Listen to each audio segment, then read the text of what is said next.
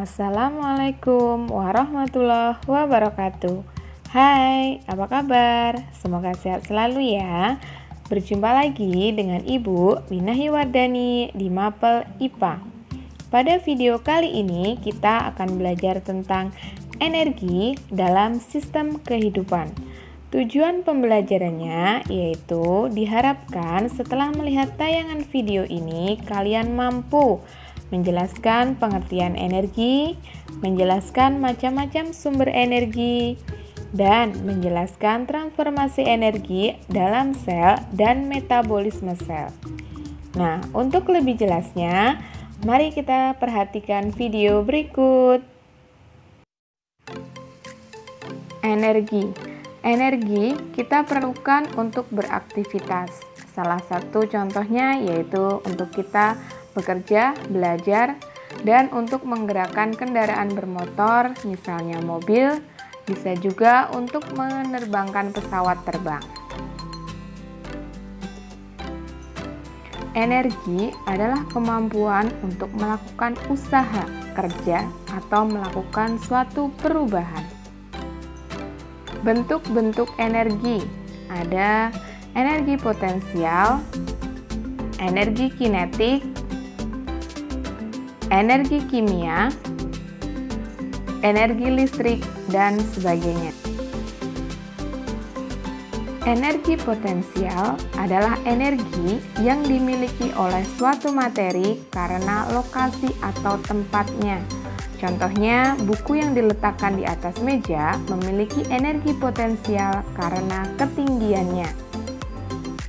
Air di dalam waduk memiliki energi potensial karena kedalamannya. Energi potensial dapat dirumuskan sebagai EP sama dengan M dikali G dikali H, dengan EP energi potensial, M massa benda, G percepatan gravitasi, H tinggi benda di atas permukaan tanah. Asam cuka menyimpan energi kimia. Energi tersebut dapat diubah menjadi energi listrik yang dapat menyalakan lampu.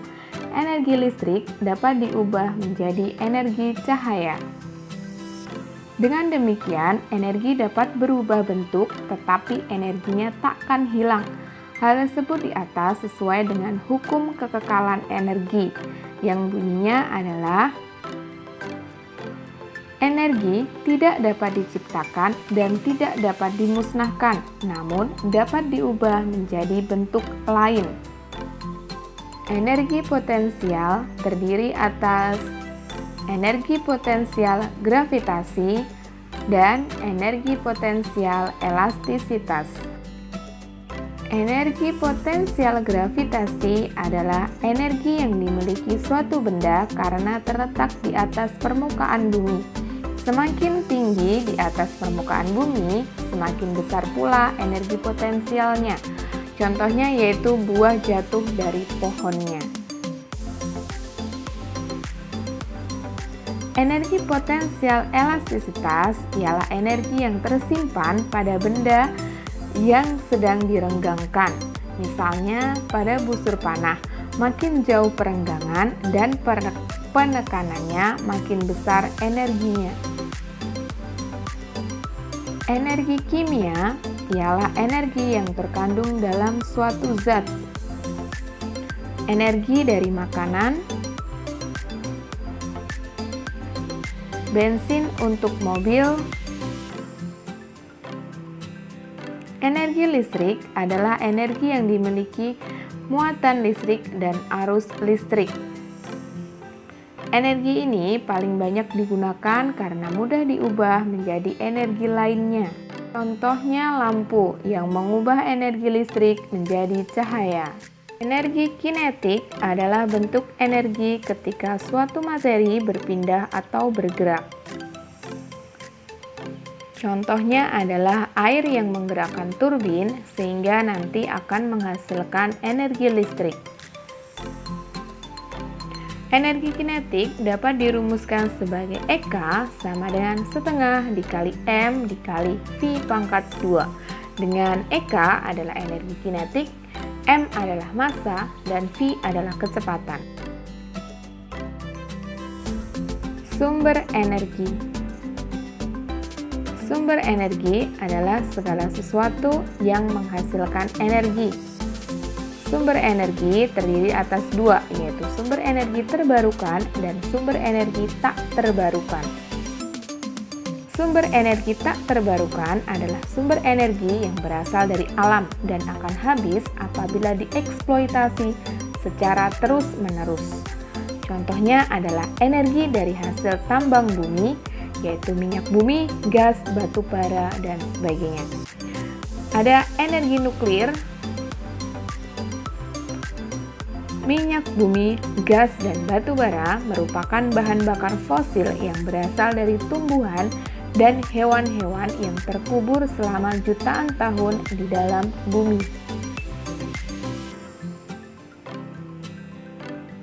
Energi nuklir adalah energi potensial yang terdapat pada partikel di dalam nukleus atom.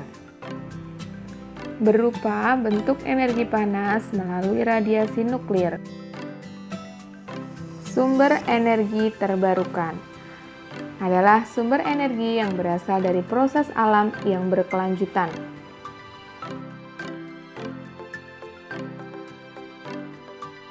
Contohnya energi matahari, PLTA, energi angin, energi tidal, dan biogas dari kotoran ternak.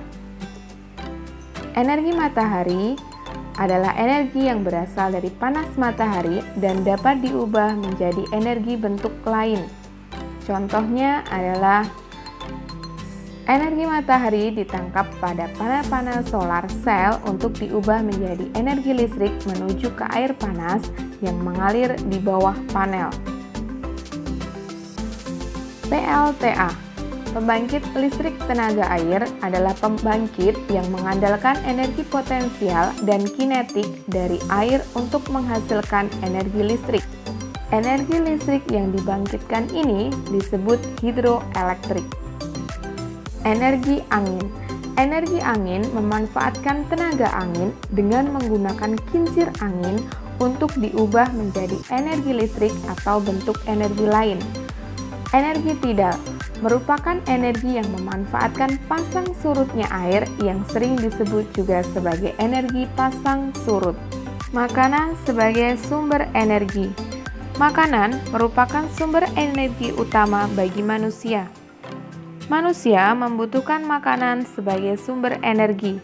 Dengan asupan makanan yang baik dan cukup, manusia dapat melakukan berbagai aktivitas sehari-hari, contohnya untuk berolahraga, belajar, dan aktivitas lainnya. Zat makanan yang berperan sebagai sumber energi adalah karbohidrat. Karbohidrat merupakan senyawa kimia yang tersusun atas unsur-unsur karbon. Karbohidrat berperan sebagai sumber energi. Ingat, 1 gram karbohidrat setara dengan 4 kilokalori. Sumber karbohidrat yaitu padi-padian, umbi-umbian, dan tepung. Protein. Protein merupakan senyawa kimia yang mengandung unsur C, H, O, N, kadang juga mengandung unsur P dan S. Bahan makanan yang mengandung banyak protein. Ada protein hewani yang berasal dari hewan, daging, ikan, dan protein nabati yang berasal dari tumbuhan, kacang-kacangan, tempe, dan gandum. Fungsi protein antara lain sebagai sumber energi, pembangun sel jaringan tubuh, dan pengganti sel tubuh yang rusak. Lemak merupakan senyawa kimia yang mengandung unsur C, H, dan O.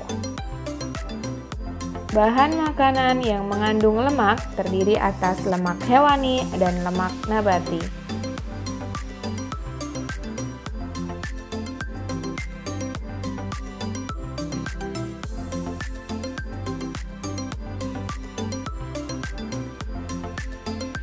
Fungsi lemak antara lain sebagai sumber energi karena 1 gram lemak setara dengan 9 kilokalori, pelarut vitamin A, D, E, dan K, pelindung organ-organ tubuh yang penting, dan melindungi tubuh dari suhu yang rendah.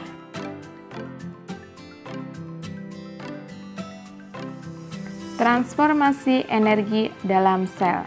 Transformasi energi adalah perubahan energi dari satu bentuk ke bentuk lainnya. Pada makhluk hidup heterotrof, energi bersumber dari makanan yang dikonsumsi. Energi ini bertransformasi mulai dari energi potensial, energi kimia menjadi energi panas, kemudian menjadi energi kinetik untuk beraktivitas.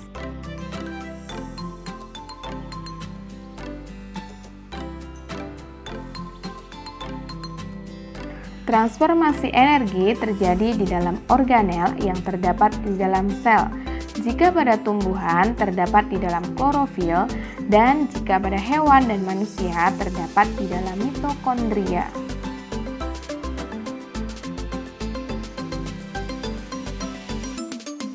Transformasi energi oleh klorofil. Klorofil adalah zat hijau daun yang terdapat dalam organel sel tumbuhan yang disebut kloroplas. Klorofil berfungsi dalam fotosintesis. Energi radiasi sinar matahari yang ditangkap oleh klorofil berfungsi melancarkan proses fotosintesis. Glukosa hasil fotosintesis dimanfaatkan oleh tumbuhan sebagai sumber energi untuk tumbuh dan berkembang. Oksigen hasil fotosintesis ditransformasikan ke makhluk hidup lain seperti untuk respirasi manusia dan hewan. Kemudian, di dalam tubuh manusia dan hewan, oksigen ditransformasikan sebagai sumber energi. Transformasi energi oleh mitokondria. Perhatikan gambar berikut. Mitokondria adalah organel yang terdapat di dalam sel yang memiliki peran dalam proses respirasi sel. Di dalam mitokondria, energi kimia digunakan untuk mengubah karbohidrat, protein, dan lemak. Mitokondria banyak terdapat pada sel otot makhluk hidup dan sel saraf. Metabolisme sel. Metabolisme sel adalah proses kimia yang terjadi di dalam tubuh sel makhluk hidup. Metabolisme disebut reaksi enzimatis karena metabolisme terjadi selalu menggunakan katalisator yaitu enzim. Perhatikan gambar berikut. Metabolisme terdiri atas anabolisme dan katabolisme. Anabolisme adalah reaksi pembentukan atau sintesis, contohnya adalah fotosintesis. Sedangkan katabolisme adalah reaksi penguraian, contohnya adalah respirasi. Fotosintesis. Proses fotosintesis terjadi di dalam daun, yaitu reaksi kimia antara air dan karbon dioksida dibantu oleh cahaya matahari yang diserap oleh klorofil sehingga menghasilkan oksigen dan glukosa. Perhatikan reaksi kimia dari proses fotosintesis berikut, di mana 6CO2 dan H2O dengan cahaya matahari yang diserap oleh klorofil maka akan menghasilkan 6O2 dan C6H12O6.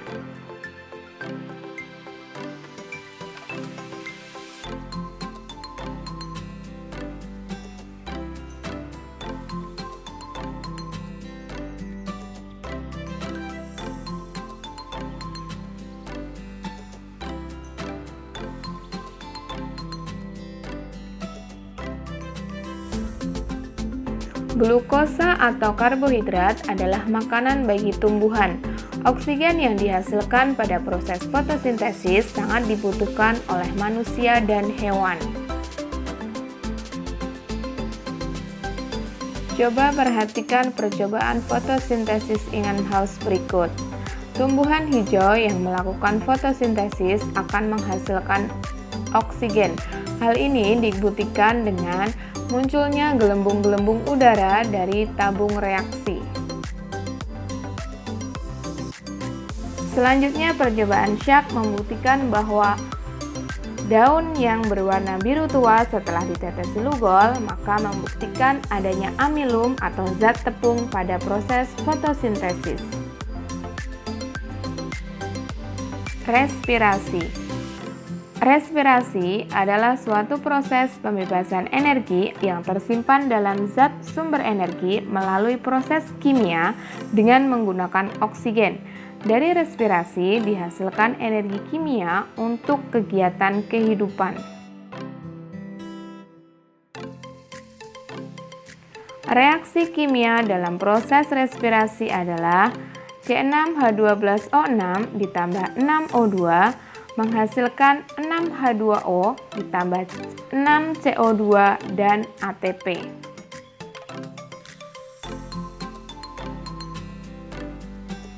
Sistem pencernaan.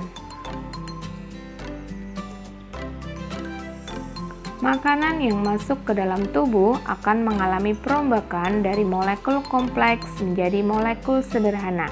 Perombakan ini akan menghasilkan sejumlah energi. Zat makanan yang berperan sebagai sumber energi meliputi karbohidrat, lemak, dan protein. Pencernaan karbohidrat dalam tubuh. Proses pencernaan ini akan dibantu oleh enzim-enzim pencernaan. Di sini, gula dan pati akan dicerna dan diserap dalam bentuk glukosa. Nantinya, glukosa ini digunakan untuk proses oksidasi saat respirasi, sehingga akan menghasilkan energi. Selain itu, glukosa itu juga diubah menjadi glikogen dan lemak. Glikogen akan disimpan di hati dan otot, sedangkan lemak disimpan di perut, di sekeliling ginjal, dan di bawah kulit.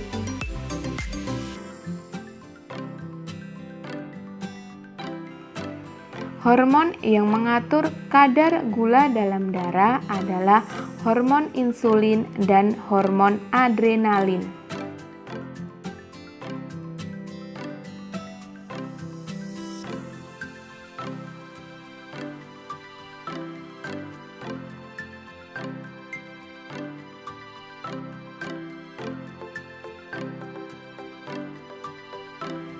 Pencernaan protein dalam tubuh. Sumber protein yang masuk ke dalam tubuh akan dilarutkan oleh air dan enzim sehingga membentuk kim. Dalam kim terkandung molekul protein. Nah, molekul protein ini dipecah oleh enzim pepsin, kemudian dipecah lagi oleh enzim erepsin membentuk asam amino. Asam amino diserap oleh jonjot usus langsung dapat diserap oleh jaringan untuk berbagai keperluan menurut fungsi protein tersebut. Selanjutnya, NH2 dan senyawa organik sederhana sisanya dikeluarkan oleh ginjal dalam bentuk urea dan asam amino. Asam amino lainnya dapat dideaminasi dalam hati atau liver, akan membentuk asam keto dalam siklus asam sitrat seperti metabolisme karbohidrat.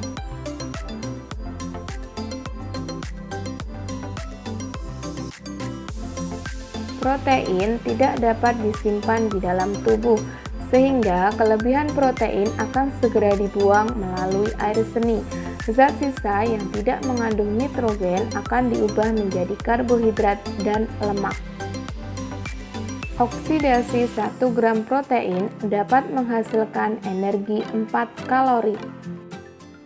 Kelebihan protein dalam tubuh dapat mengakibatkan pembengkak dan ginjal, karena beban kerja organ-organ tersebut lebih berat dalam menguraikan protein dan mengeluarkannya melalui air seni.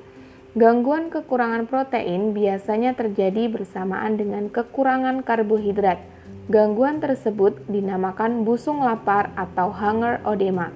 Ada dua bentuk busung, yaitu kwashiorkor dan marasmus.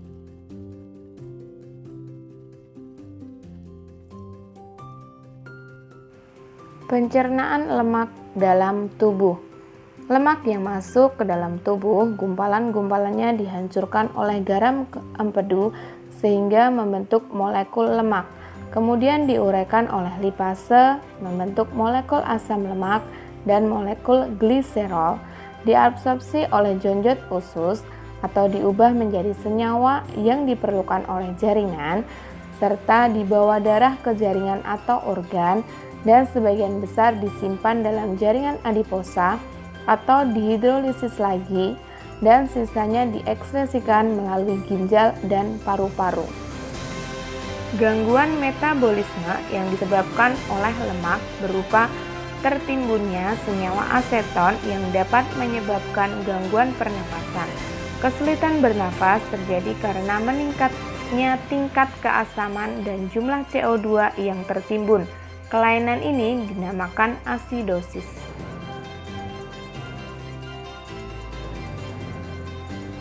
Semoga video ini bermanfaat dan menambah wawasan kalian semua. Jika ada yang kurang jelas, bisa langsung chat ke Ibu. Jangan lupa untuk join ke tim. Thanks for watching. Stay happy, keep healthy.